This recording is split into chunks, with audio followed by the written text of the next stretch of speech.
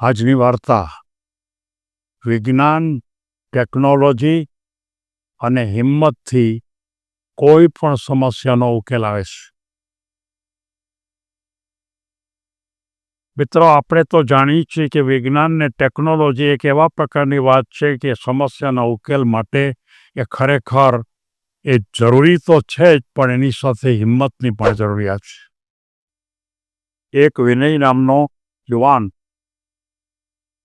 કોઈ એન્જિનિયરિંગમાં ઊંચી ટેકનોલોજીનો અભ્યાસ કરતો હતો, આઈટીના ક્ષેત્રમાં કામ કરતો હતો, અને એના મનમાં એક જ પ્રશ્ન હતો કે મારે આ એન્જિનિયરિંગમાં પાસ કરી અને મારે મારા ગામની સેવા કરવી છે. મારે કોઈ વ્યવસાયિક ફિલ્ડમાં જવું નથી. હું માત્ર મારા ગામની કોઈ ને કોઈ ભૂમિકા ઉપર સેવા કરવા માગીશ. અને એ અનુસંધાને એને ભણવામાં ખૂબ રસ રહેતો. ટેકનોલોજીમાં એનું જ્ઞાન પણ ખૂબ સારું થયું. વધતા એ ટેકનોલોજી એના જીવનનો એક ભાગ બની ગયો, અને આખરે એ એન્જિનિયરિંગમાં પણ માસ્ટર ડિગ્રી લઈ અને બહાર નીકળ્યો. એના મનમાં એક જ પ્રશ્ન હતો કે મારે મારા પોતાના વ્યવસાય માટે કામ કરવું નથી. એના સગા સંબંધી એમ કીધું કે ભાઈ, તે ડિગ્રી પ્રાપ્ત કરી છે, અને જો ડિગ્રી પ્રાપ્ત કરી હોય તો તારે પોતે વ્યવસાય કરવો જોઈએ, અને તારા કુટુંબ વસાવી તારા માતા પિતાને પણ કંઈક તું મદદરૂપ થા, એ પ્રકારની ભૂમિકા ઉપર તારે નોકરી ગોતવી જોઈએ અથવા તો વ્યવસાય કરવો જોઈએ. ત્યારે એ વિનય કહેતો કે મારે નોકરી પણ કરવી નથી અને વ્યવસાય પણ કરવો નથી. અને બીજી વાત એ છે કે મારા માતા પિતા પાસે પૈસા પણ છે, એટલે એને મદદ કરવાની પણ મારે જરૂર નથી. અને મારે લગ્ન પણ કરવા નથી, એટલે મારે બીજી જરૂરિયાત પણ રહેશે નહીં. પણ મારું ગામ દરિયાકાંઠે છે. લગભગ 1200-1500 માણસની વસ્તી છે, અને એ દરિયાકાંઠે હોવાને કારણે અમારા ગામને કોઈ પ્રકારે મીઠું પાણી મળતું નથી. અમારે દૂર દૂરથી મીઠું પાણી લાવવું પડે છે. કૂવા ખોદીએ તો એ સમુદ્ર કાંઠે હોવાને કારણે કૂવામાં પણ એકદમ ખારું પાણી જ નીકળે. અને આ રીતે અમારે આ મીઠું પાણી માટે મારે શું કરવું, એને માટે મારે મારી ટેકનોલોજીનો ઉપયોગ કરી અને ગામને મીઠું પાણી મળે એ પ્રકારે મારે પ્રયત્ન કરવો છે. અલબત્ત ગામ માટે બીજા પણ પ્રશ્નો છે જ, પણ સૌથી મોટો પ્રશ્ન આ છે, એટલે મારે એ બાબતને ધ્યાનમાં રાખી અને કામ કરવું છે. એને માટે ખાસ જે ખારા પાણી છે એને મીઠા પાણીમાં રૂપાંતર કરવા માટેની એક આખી ટેકનોલોજી છે. અને એ ટેકનોલોજીનો એણે ભરપૂર અભ્યાસ કર્યો, ખૂબ જાણી કઈ પદ્ધતિથી આ ખારા પાણીને મીઠા પાણીમાં એકદમ સસ્તી પદ્ધતિથી કેમ કરી શકાય, એ પ્રકારનો એણે અભ્યાસ પણ કર્યો. ભણી લીધા પછી એકચ્યુઅલી મીઠા પાણીમાંથી અને ખારા પાણીમાંથી મીઠું પાણી બનાવવાની પદ્ધતિ તો જાણીતી છે જ, પણ એ પદ્ધતિ તો મોંઘી હતી. અને એ પદ્ધતિને બદલે એણે એક નવા જ પ્રકારની પદ્ધતિ શોધી કાઢી. અને એ નવા જ પ્રકારની પદ્ધતિને કારણે એને ખબર પડી કે આ પદ્ધતિથી જો ખારા પાણીને મીઠામાં ફેરવીએ તો આખા ગામના માણસોને પોસાઈ શકે એ પ્રકારે મીઠું પાણી મળે. ગામમાં થોડો ફાળો કર્યો.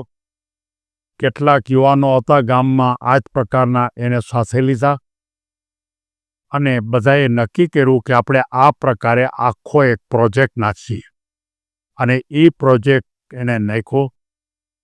અને એ પ્રકારે એ ટેકનોલોજીની મદદથી પહેલાં શરૂમાં તો મુશ્કેલી બહુ પડે. કોઈ પણ વિજ્ઞાનના ક્ષેત્રમાં આપણે કામની શરૂઆત કરીએ, સંશોધન કરીએ, ત્યારે આપણને તકલીફ પડે. એને પણ તકલીફ પડી. ઘણા પ્રયત્નો પછી પણ મીઠું પાણી મળતું નહોતું, અને મળે તો બહુ મોંઘું મળે. અને આમ કરતાં એક વખત એ સફળ થઈ જાય છે. અને સફળ થઈ જાય છે ત્યાર પછી એ મીઠા પાણી એને મળતું થાય. એને માટે એણે ગવર્મેન્ટ પાસે કોઈ પ્લાન મૂક્યો, ગવર્મેન્ટને જાણ કરી, સરકારી કોઈ માનો કે સહાય લીધી, કેટલાક દાનવીર હતા એની પાસેથી પણ સહાય મેળવી અને એણે આ પ્રકારનો એક બહુ મોટો પ્રોજેક્ટ ત્યાં મૂક્યો કે જેને કારણે માત્ર દરિયાના પાણીમાંથી મીઠું પાણી બનાવી શકાય અને એ મીઠા પાણીનો ઉપયોગ કરી શકાય. માત્ર એટલું જ નહીં, કેટલાક દાનવીરો પાસેથી પૈસા પણ લીધા અને જે પ્રોજેક્ટ હતો એ પ્રોજેક્ટ માત્ર એક જ ગામ પૂરતો ન રાખવાને બદલે આસપાસના 5-7-10 ગામને પણ આ પાણી મળી શકે એ પ્રકારની આખી યોજના ગોઠવી. સરકારે ખૂબ સહાય કરી અને આખરે એ પોતે પોતાની ટેકનોલોજીથી પોતાના જ્ઞાનનો વિકાસ કરી અને ખરેખર એને પોતે ગામ માટે ખૂબ કામ કર્યું. મિત્રો, નાનું એવું કામ પણ જો કોઈ પણ માણસ ઈચ્છે તો પોતાના ગામ માટે કરી શકે. ગામમાં તળાવ નથી, તળાવ કરી શકે. ગામની અંદર કોઈ અન્ય પ્રકારની કોઈ સારું વાવેતર થતું નથી તો સારા વાવેતરની વ્યવસ્થા ઊભી કરી શકે. નાના પ્રયત્નોથી પણ ગામને, આખા ગામને, આસપાસના વિસ્તારને મોટી સવલતો આપી શકાય જો કોઈ એક માણસ નક્કી કરે તો.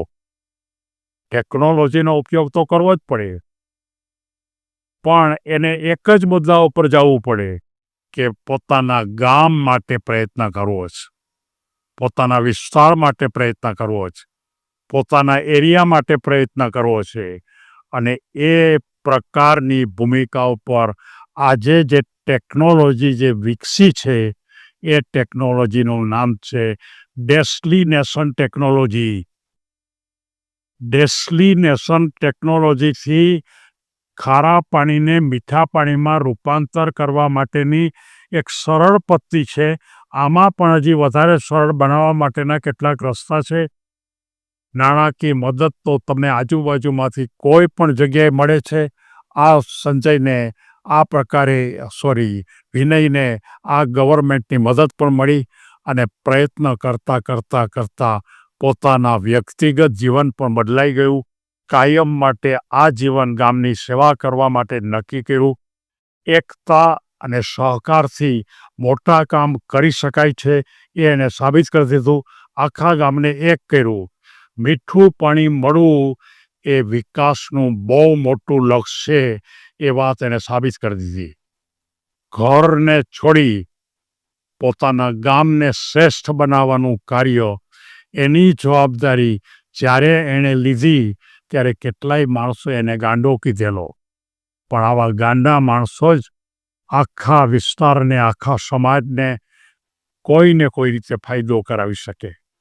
વ્યવસાયથી અથવા તો સમાજ સેવાથી પણ આપણે ઘણું કામ કરી શકાય. આપણા પોતાના વ્યવસાય કરતાં સમાજલક્ષી કામ એ વધારે મહત્ત્વનું છે.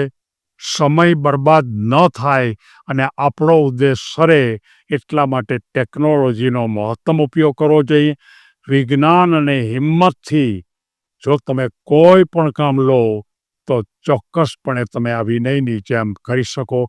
મારે સૌ ગ્રામ્ય વિસ્તારમાં રહેતા યુવાનો, જે લોકો કોઈને કોઈ ક્ષેત્રમાં ટેકનોલોજીમાં જાય છે, તો તમારા ગામને એકદમ સુંદર મજાનું રળિયામણું ગામ બનાવવું હોય તો કોઈ એકાદ બાબત માટે, એકાદ પદ્ધતિ માટે તમે ગામમાં બધાને સુરક્ષિત રીતે કોઈ સારી સવલતો મળે એ માટે કોઈ જો પ્રયત્ન કરવાની જો શરૂઆત કરે અને એક ઝંડો લઈને બહાર નીકળે તો એને મદદ કરનાર પણ ખૂબ મોટી સંખ્યામાં મળી આવે અને એ ગામને સારું કરી શકે.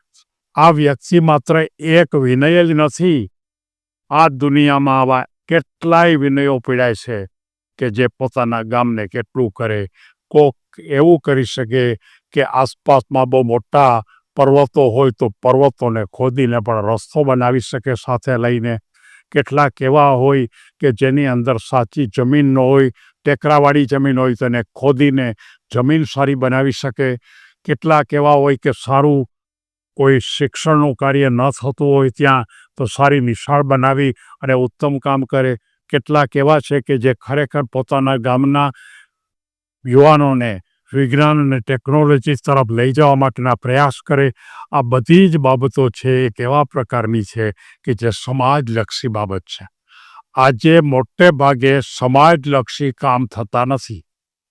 આજે મોટે ભાગે વ્યક્તિગત કામ થાય છે. આજની રાજકીય પરિસ્થિતિ પણ આ બાબત માટે પ્રોત્સાહન આપતી નથી. જ્યારે ખરેખર ભારત જ્યારે આઝાદ થયું એ વખતે ગાંધીજીના સિદ્ધાંતો અને એ રીતે જુદા જુદા કેટલાય સંતો મહંતોના સિદ્ધાંતો આ પ્રકારે સમાજને ઉપયોગી થવા માટેના કાયમી પોતે ભેખ લઈ લેતા અને એ ભેખને કારણે કેટલાય ગામડામાં જાગૃતિ આવી છે.